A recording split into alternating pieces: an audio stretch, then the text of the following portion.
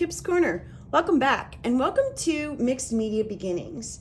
So I thought it would be kind of fun to periodically put together a video, each one with a slightly different topic related to mixed media.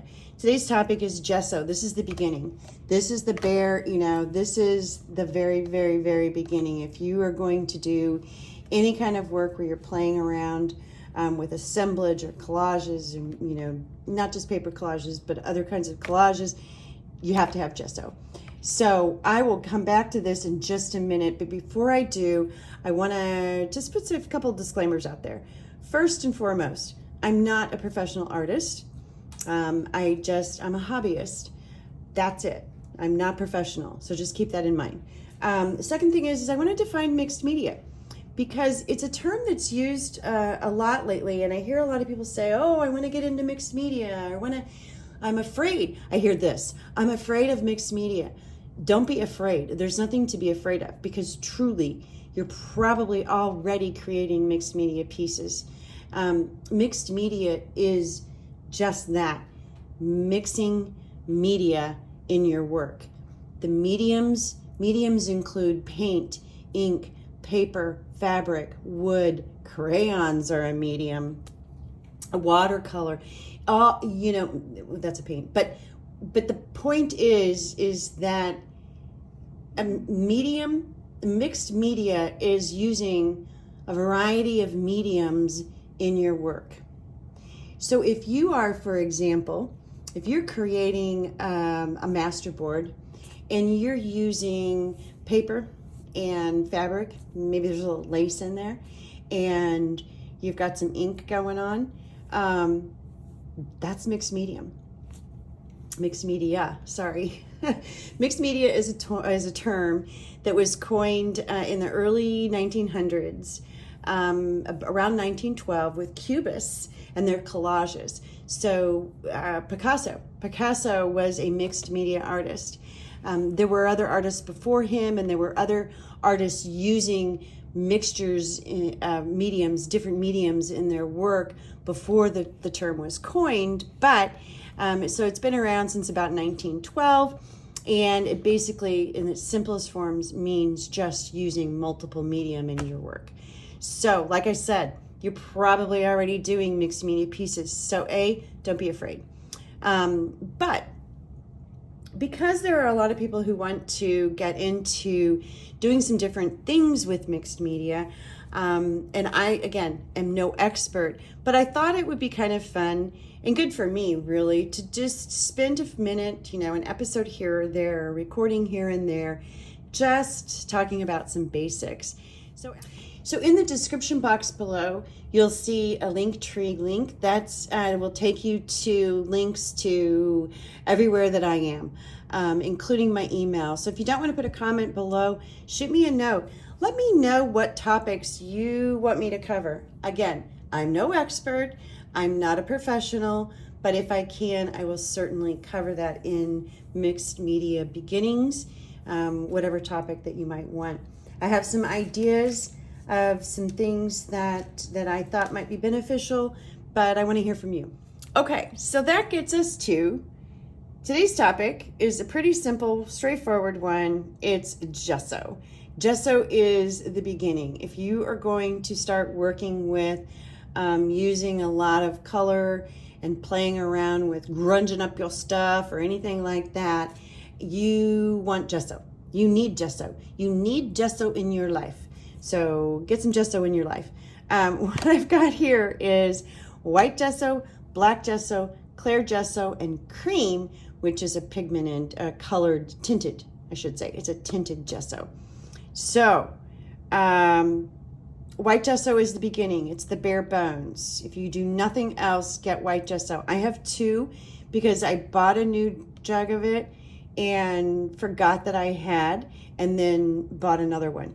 So I ended up with two, and they're both the same brand. They're Liquitex. I probably got them at Michael's, but one is the basics and one is the professional. I guarantee you, I had a coupon, probably for both of them, but there's not that much difference between them. If I were a professional, and I were a painter, I might there might be a difference to me to these, but the way I use gesso, either of these, so don't feel like you have to buy the expensive brand. There's also different weights of gesso. There's liquid gesso, heavy gesso. These are more of a liquid. And let me, here, I think I've got some, there's a scrap, and I will show you these. See, they kind of, they pour right out.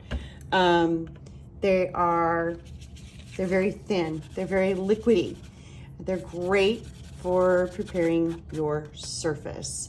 Dries quickly, and if you need heavy coverage and you're using this type of gesso, you can put more than one coat on. You're not going to hurt anything. My cream gesso is, well, here, let me get my brush back out and I'll show you. My cream gesso, as an example, is a heavy gesso, and it is, see, it almost keeps a peak.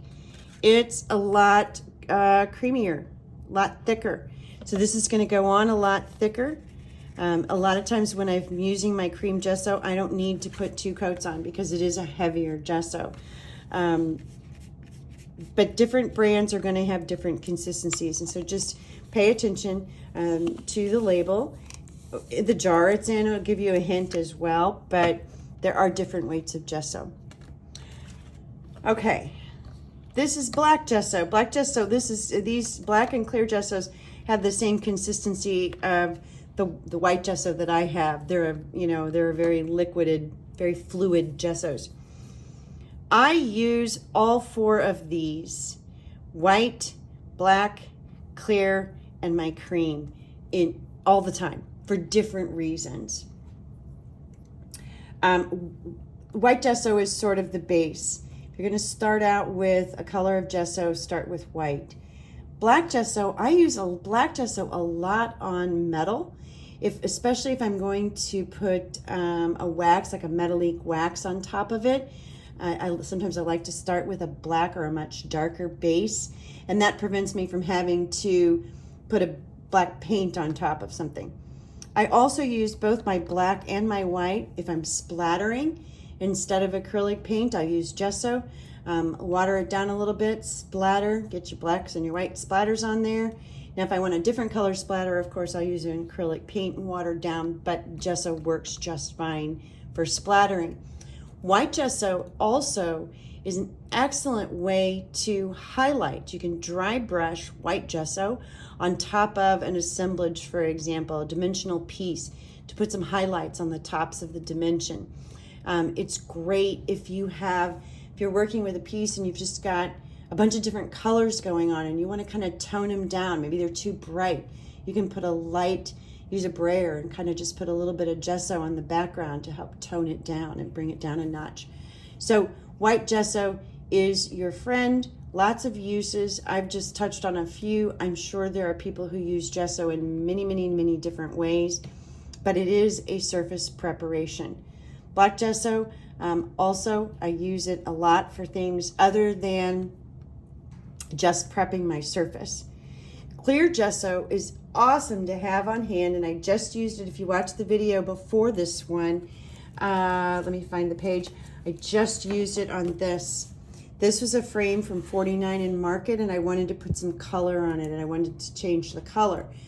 But just in order for that surface to be prepared, I put clear gesso on it first. And the reason I used clear gesso is because there's text back here, and I didn't want to wipe that out or black it out for that matter. So I used clear gesso. So I do use all of these. My cream gesso I use on projects where I'm going to, for example, on these balsa wood pieces, I started with cream. The white is pretty, it's white. White is white. And sometimes I like to tone that down just a little bit to start with.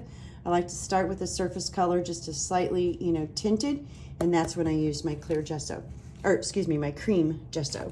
So I've never felt a need to have any others besides these, and I didn't go out and buy them all at once. Don't do that. You can, but I'm not suggesting that's what you need to do. Start with some white gesso, start with some basics. And that's it. that's gesso. So just in a nutshell, there's a ton of different brands out there.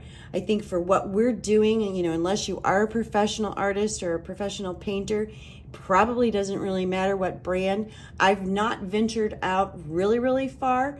I just grab what's at my store, what I have a coupon that I can grab for. White gesso is the beginning. Black cream or black and clear would be the next two, and then from there you can venture into tinted or pigmented gesso if you want to. These are more expensive.